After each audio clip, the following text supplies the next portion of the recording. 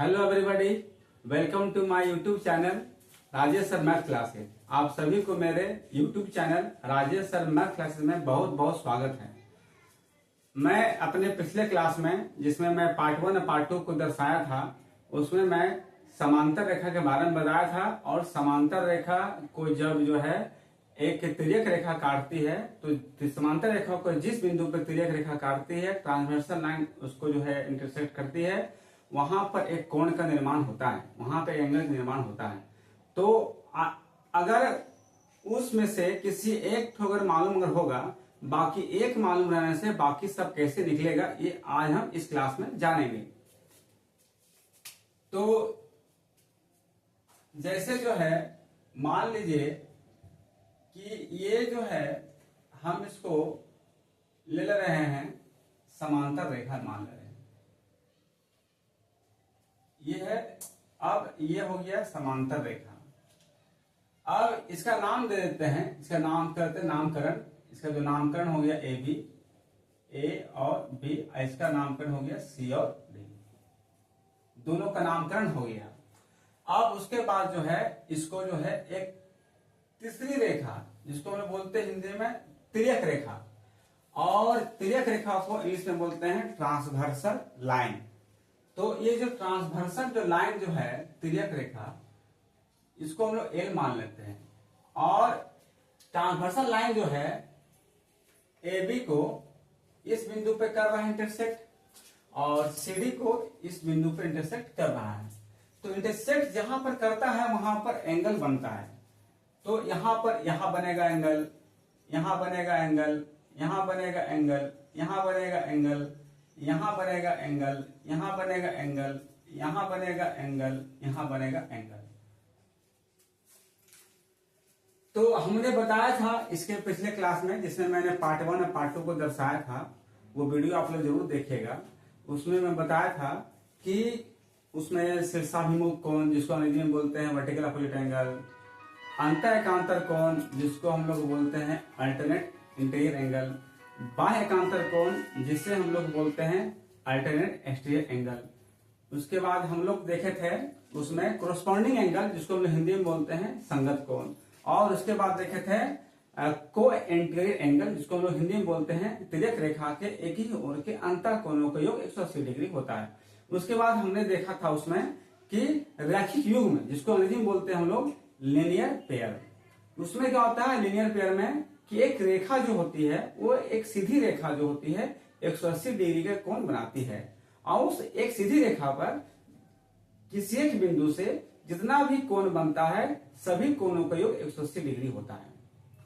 तो आज हम उसी के सहायता से सारा जो है हम पता करेंगे। मान लीजिए कि यहाँ पर जो है ये 60 डिग्री है, यहाँ पर 60 डिग्री है, 60 डिग्री। बाकी बात जो है ये एक 60 हमको मालूम है, ये कितना होगा, ये कितना होगा, ये कितना होगा, ये कितना होगा, ये कितना होगा, ये कितना होगा, ये कितना होगा, इस सब कोणों का माप कितना होगा। तो जैसे मान लीजिए कि इसको हम एक मान लेते हैं, 1 2 3 4 5 6 7 और 8 हो गया। तो हमको एक पता है 60 डिग्री पर 2 पता नहीं है, 3 पता नहीं है, 4 पता नहीं है, 5 पता नहीं है, 6 पता नहीं है, 7 पता नहीं है, 8 पता नहीं है। ये सब क्या एंगल है, 1 2 3 4 5 6 7 8 क्या है एंगल है। तो एंगल 1 पता है, बाकी हमको सब निकालना है। तो इसमें हम कैसे निकालेंगे, ये जो बताया था आपको पिछले क्लास में, जिसमें मैं पार्ट 1 पार्ट 2 को दर्शाया था, उसके सहायता से मैं इसको सॉल्व करूंगा।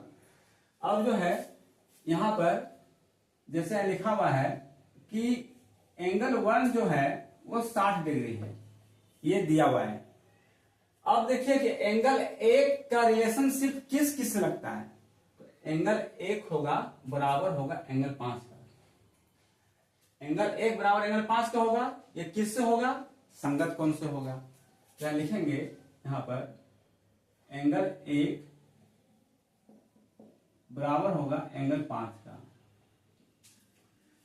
तो ये जो दोनों बराबर है, ये किस रिश्ते से बराबर है, ये रिश्ता क्या कहलाता है, इस रिश्ते को क्या नाम दूं। तो इस रिश्ता, यह जो रिश्ता है, ये रिश्ता कहलाएगा आपका संगत कोण।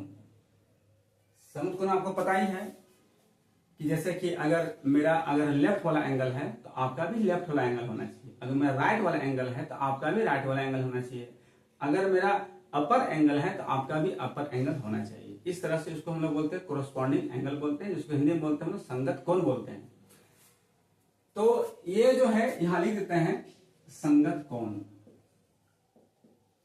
संगत कोण, जिसको अंग्रेजी में बोलते हैं कॉरेस्पॉन्डिंग एंगल।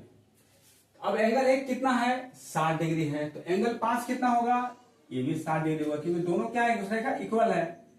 यहां होगा एंगल 5 इक्वल टू 60 डिग्री। ये आपका हो गया, एक आंसर हो गया, एंगल 5 पता हो गया। अब जो है एक का रिश्ता और किससे लगता है, तो एक का रिश्ता लगता है 7 से। देखिए यहां देखिए कोना कोनी हो रहा है, और एक जो है वो AB के बाहर है लेफ्ट साइड, 7 जो है वो CD के बाहर है राइट साइड। कोना कोनी देखिए बाहर भी है और कोना कोनी है, तो ये आपका होगा अल्टरनेट एक्सटीरियर एंगल, बाह्य एकांतर कोण। यहां लिख देते हैं एंगल 1 बराबर होगा एंगल 7 का। ये किस रिश्ते से बराबर होगा, ये इसका रिश्ता का नाम है बाह्य एकांतर कोण, बाह्य एकांतर कोण, जिसको हम लोग बोलते हैं अंग्रेजी में अल्टरनेट एक्सटीरियर एंगल। इसका मतलब हुआ कि जब एंगल एक 60 है तो एंगल 7 भी 60 डिग्री होगा, 60 डिग्री होगा। लिख देंगे यहाँ पे एंगल 7 इक्वल टू 60 डिग्री। ये आपका दूसरा आंसर हो गया। एंगल 60 जो है पता, मैंने एंगल जो 7 पता हो गया 60 डिग्री। अब जो है एंगल 1 का रिश्ता और किससे है, तो एंगल 1 का रिश्ता आपका 3 से है। देखिए ये आपका कहलाएगा वर्टिकल अपोजिट एंगल, शीर्षाभिमुख कोण। यहां लिख देंगे एंगल 1 बराबर होगा एंगल 3 का। तो दोनों जो एंगल जो बराबर है, ये किस रिश्ते से बराबर है, इस रिश्ते को क्या नाम दो, यह जो रिश्ता क्या कहलाता है, ये रिश्ता कहलाता है शीर्षाभिमुख कोण।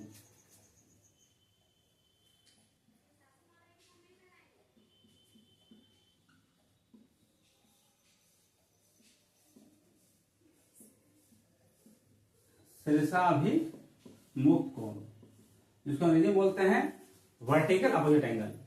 तो अब एंगल एक कितना है 60 डिग्री, एंगल 3 हो जाएगा 60 degree, angle 3 equal to 60 degree. चलिए आपका 3 एंगल फाइंड हो गया है, एंगल 3 पता हो गया है, एंगल जो है आपका 7 पता हो गया, एंगल 5 पता हो गया, एंगल 1 तो पता पहले से है ही आपका, तो 4 आपका है, 4 और निकालना है।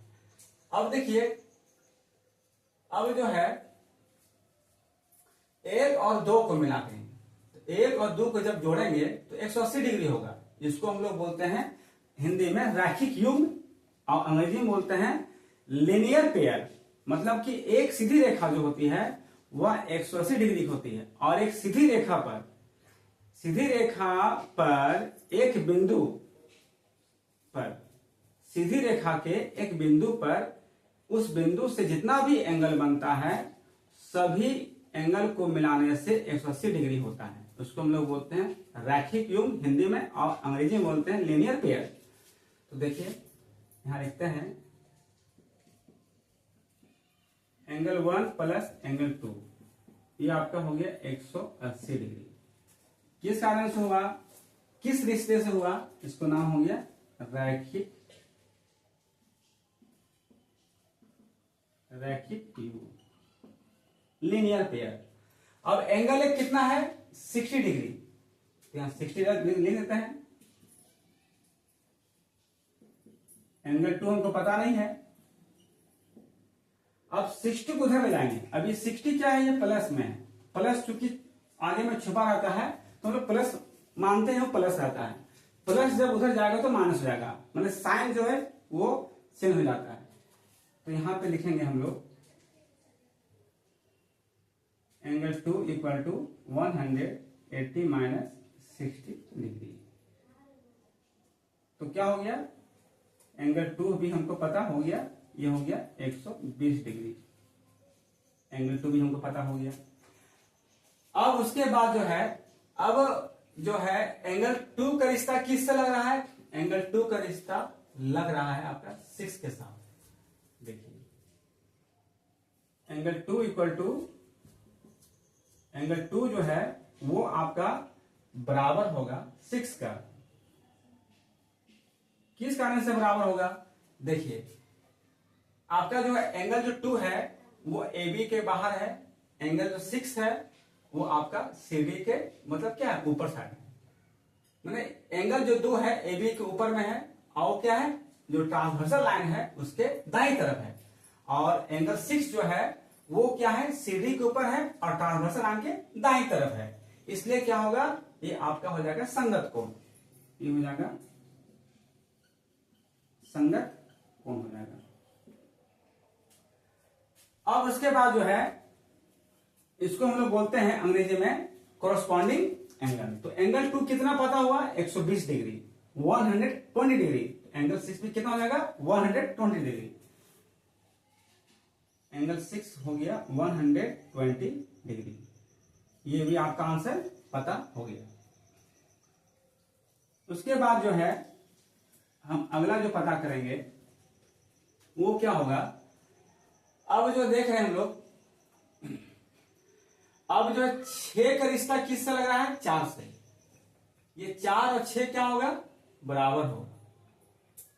ये क्या कहलाएगा, देखिए 4 जो है AB के नीचे है, मतलब क्या है 4 और 6 जो है AB और CD के अंदर में है और कोना कोनी में है। इसको हम लोग बोलते हैं अंतः एकांतर कोण।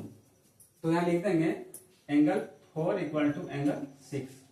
ये क्या रिश्ता है, अंतः एकांतर कोण, अंतः एकांतर कोण, जिसको हम लोग बोलते हैं अल्टरनेट इंटीरियर एंगल। तो एंगल 6 कितना है, 120, तो एंगल 4 भी कितना हो जाएगा, एंगल 4 भी हो जाएगा 120 डिग्री। ये भी आपका आंसर हो गया। अब उसके बाद जो है एंगल 8 पता हो जाएगा आपको, एंगल 4 और जो है एंगल 8 पता हो जाएगा।